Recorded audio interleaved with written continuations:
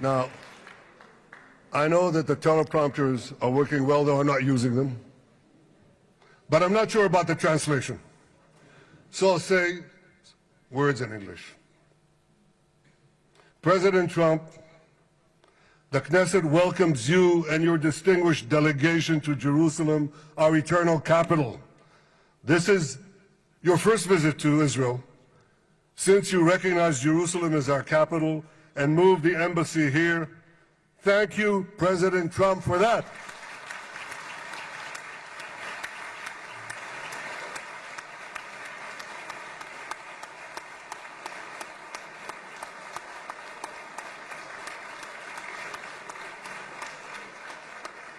There are many other reasons to thank you since your last visit here. Thank you for recognizing Israeli sovereignty over the Golan Heights.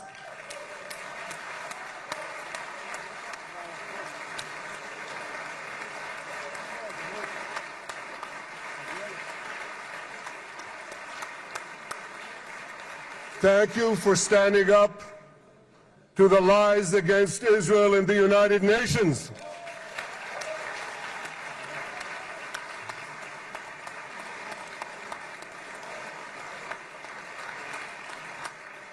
Thank you for recognizing in your 2020 peace plan our rights in Judea and Samaria, the ancestral homeland of the Jewish people.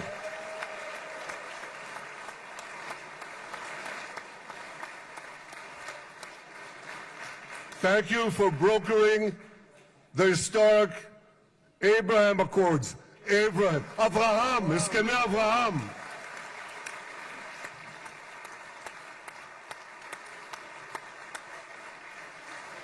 Thank you for withdrawing from the disastrous Iran nuclear deal.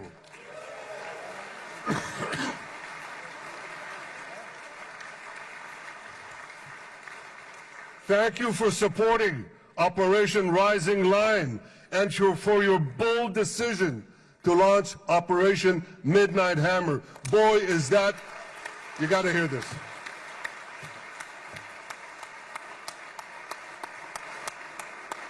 This is the most fitting name ever named for a military operation, because a little after midnight, you really hammered them.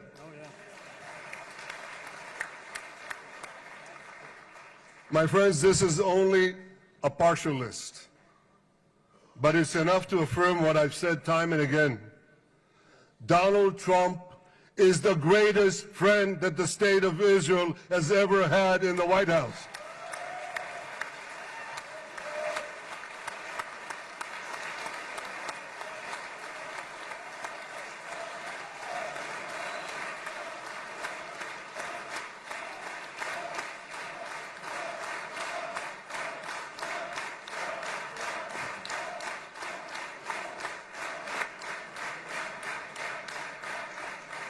No American president has ever done more for Israel.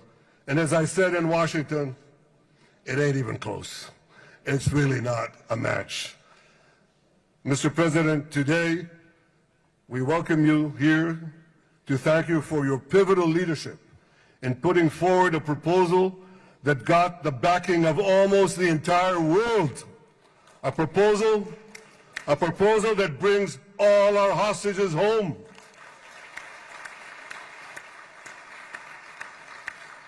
A proposal that ends the war by achieving all our objectives.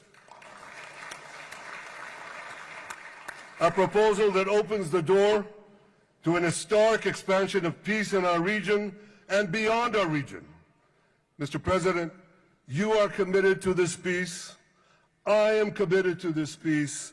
And together, Mr. President, we will achieve this peace. We've done it before. We've done it before in the Abraham Accords, and we'll do it again.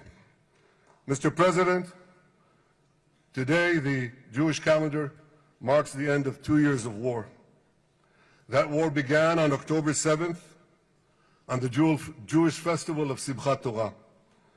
You always tell me, and you tell the world, remember October 7th. Mr. President, we remember. We remember the thousands of Hamas terrorists who stormed into our towns and kibbutzim. We remember the 1,200 people Hamas savagely slaughtered in cold blood, including dozens and dozens of Americans. We remember entire families burnt alive as they embraced each other. We remember the beautiful young Israelis brutally gunned down at the Nova Music Festival. We remember the hundreds of our citizens who were dragged into the dungeons of Gaza, including 12 Americans, men and women, young and old, babies and elderly Holocaust survivors. My friends, Mr. President Donald, these monsters take babies as hostages. In response to this barbaric attack on October 7th, Israel did what it had to do. With indomitable courage, we set out to defend our people, to defeat our enemies, and to release our hostages. Our heroic soldiers fought like lions. They fought on the front lines of civilization and barbarism. Israel achieved amazing victories over Hamas and the entire Iran terror axis. Sinwar, Def, Hania, Nasrallah, Assad, they're all gone.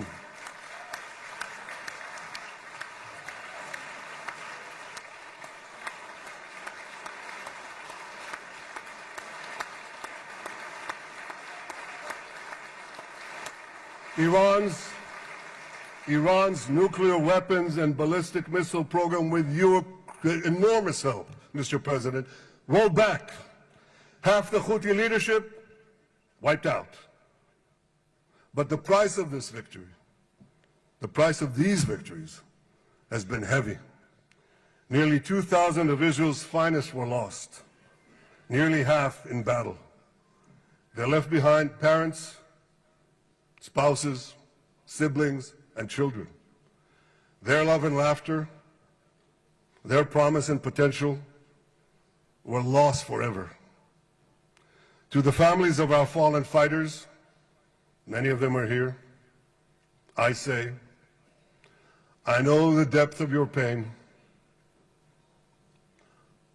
I know the inconsolable grief that will accompany you for the rest of your lives.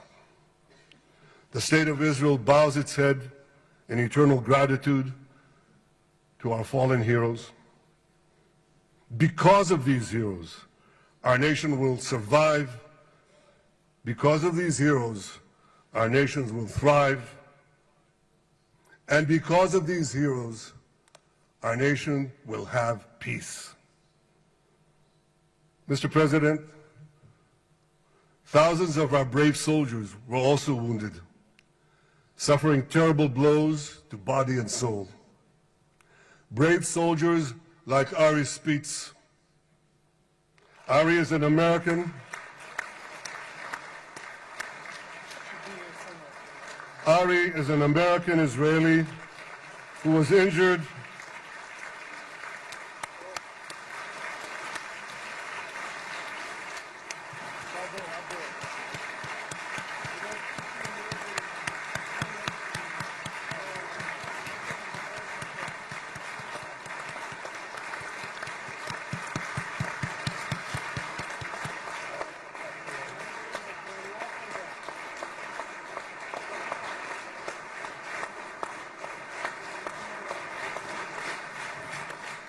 Ari is an American Israeli who was injured in Gaza while searching for Hamas terrorists and weapons. 2 of Ari's comrades were killed in this action and 10 were injured.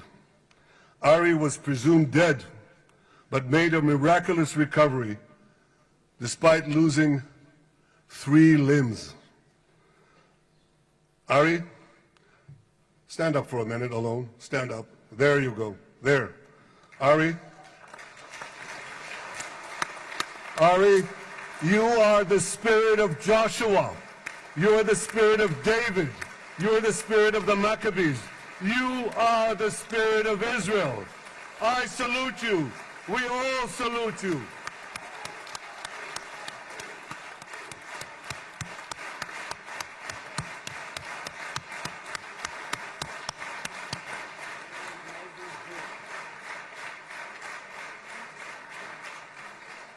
Sabine Tassa of Kibbutz Netiv HaAsara is watching us today from the Israeli consulate in Los Angeles.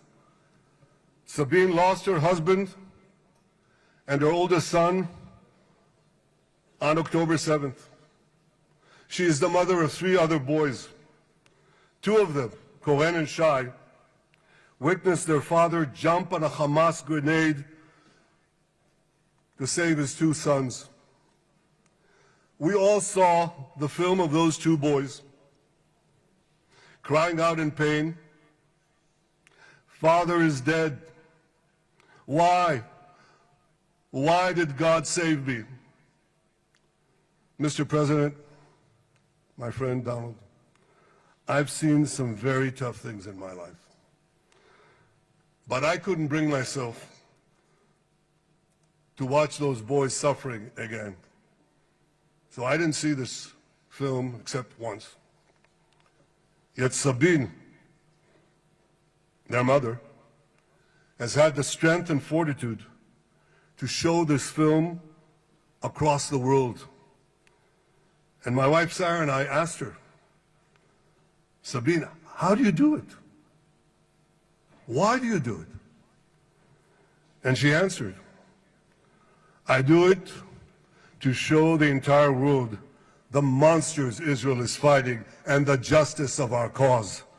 This is what she's doing once again in Los Angeles. Sabine, you can hear me now, so I want to tell you on behalf of all of us, you embody the spirit of our biblical heroines, Deborah, Ruth, and Esther. You too are the spirit of Israel, and we all salute you.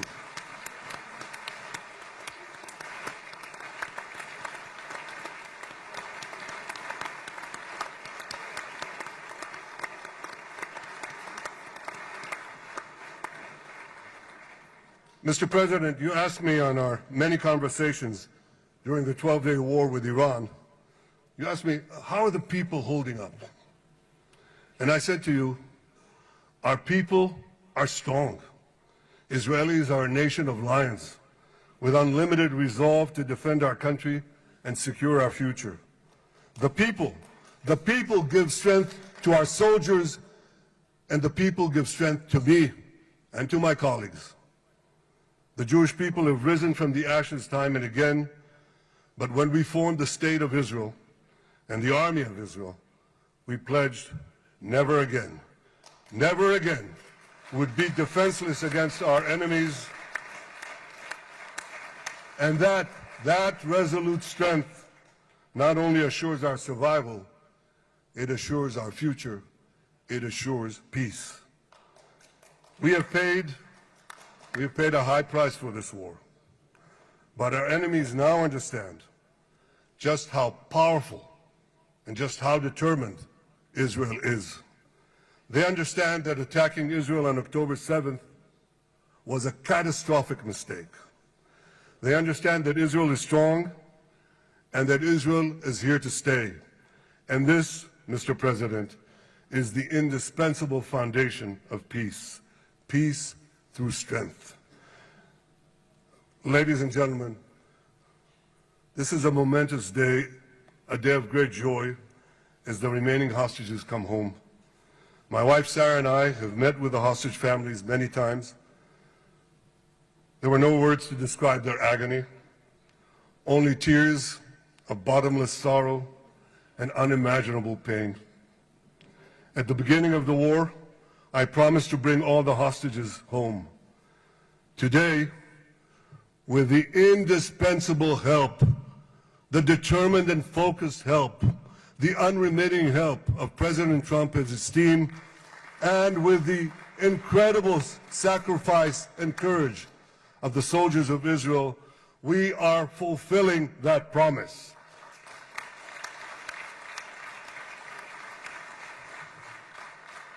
It has been a long journey to get here.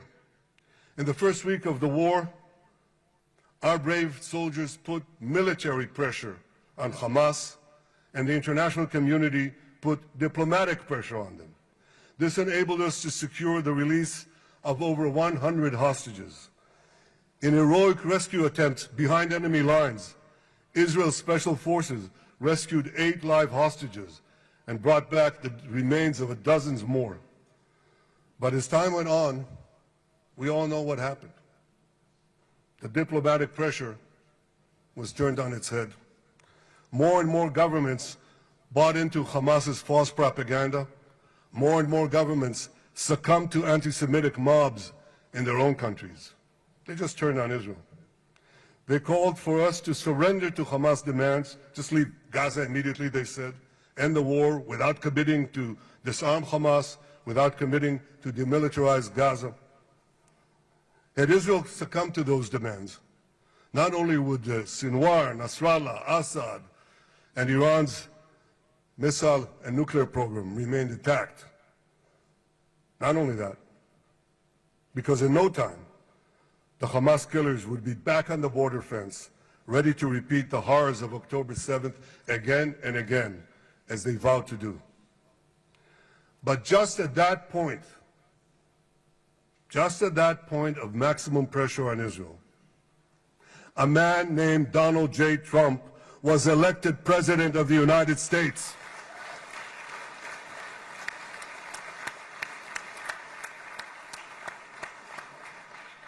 And ladies and gentlemen, overnight, everything changed. Everything. We felt it right here. Mr. President, thanks to your unequivocal backing of Israel, we secured a second hostage deal within weeks of your election.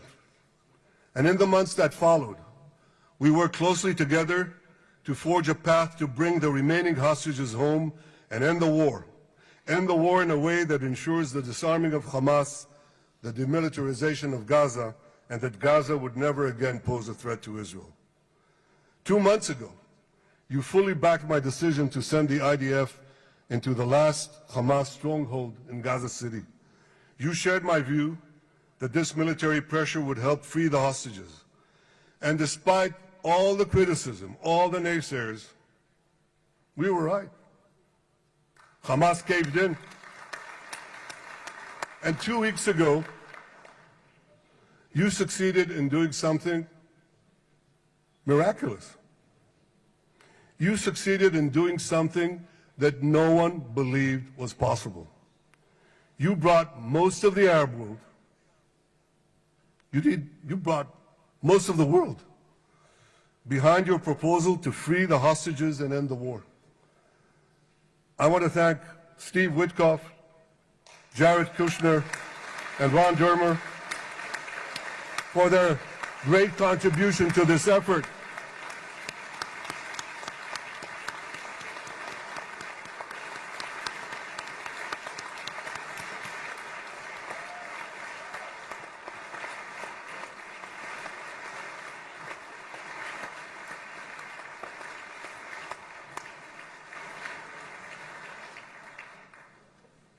And I want to thank our negotiating team.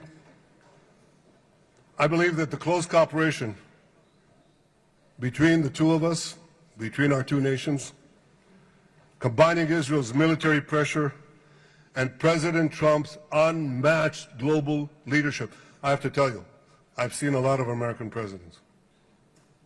I've seen them all in the time that I've been here, and I've been here quite a lot of time. I've never seen anyone move the world so quickly, so decisively, so resolutely as our friend President Donald J. Trump.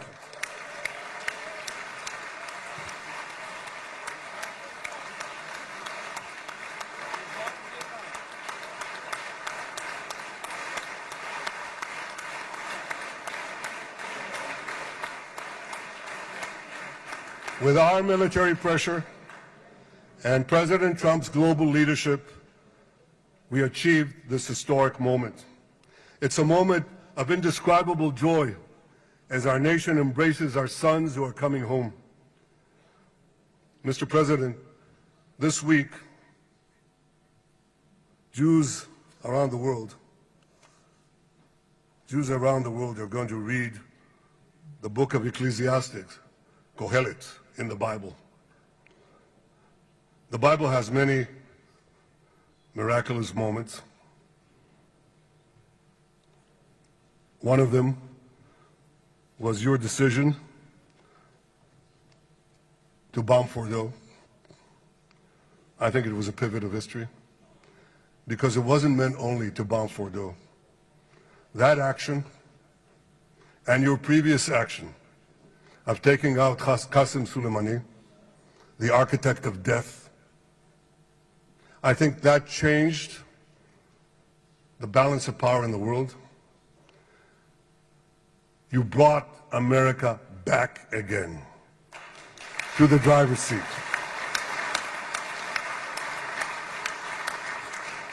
Now, I said that we're going to read this week the book of Ecclesiastes.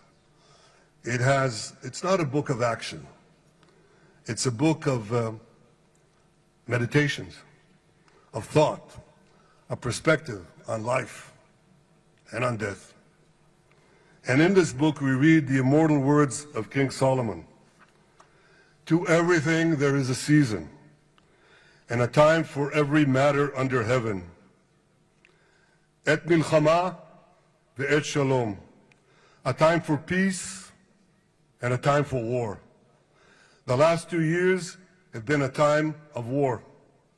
The coming years will hopefully be a time for peace.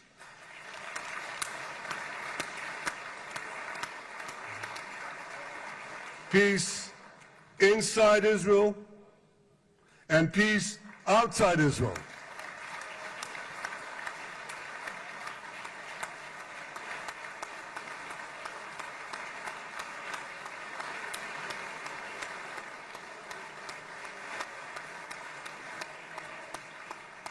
I look forward to continuing marching with you on the path we paved together with the Abraham Accords.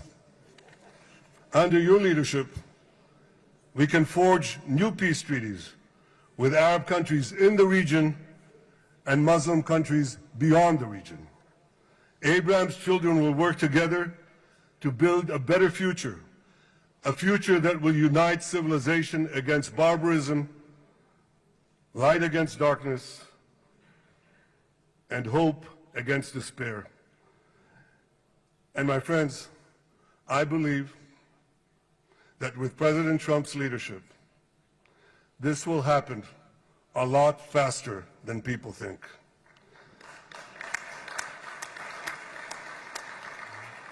As Prime Minister of Israel, I extend my hand to hold those who seek peace with us.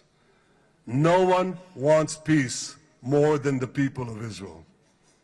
Israel will always remain vigilant in defending itself, and Israel will always remain full of hope.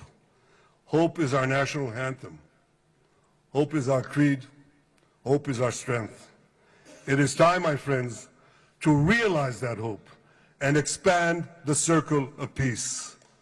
Mr. President, thank you for all you have done for us.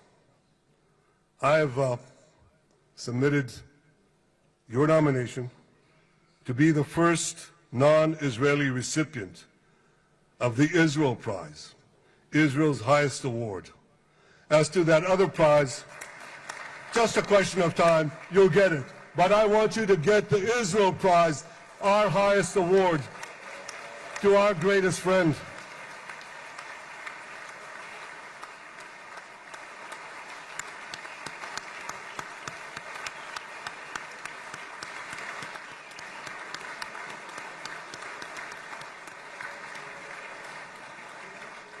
When others were weak, you were strong.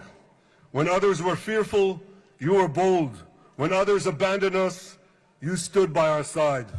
On behalf of the government and people of Israel, I thank you for your extraordinary friendship Thank you for helping bring our hostages home.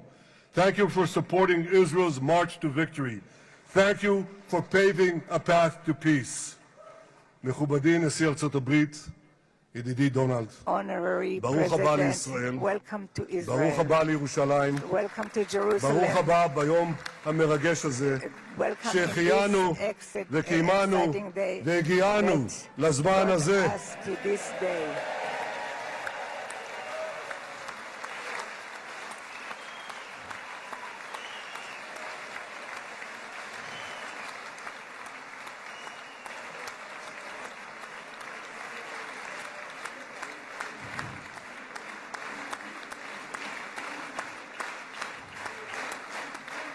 May God bless you and your family, Mr. President. May God bless America. May God bless Israel. And may God bless the covenant between our two promised lands. Thank you, Mr. President.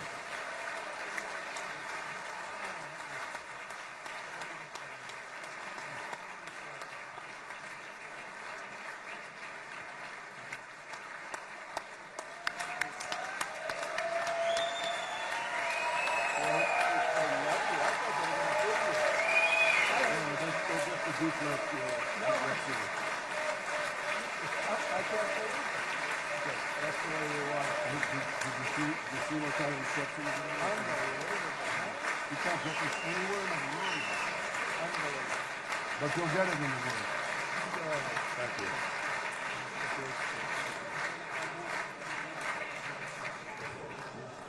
The president.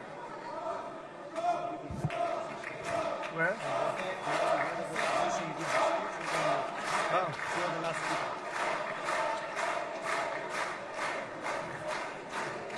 Come on up, opposition. Come on, opposition. Yeah, okay.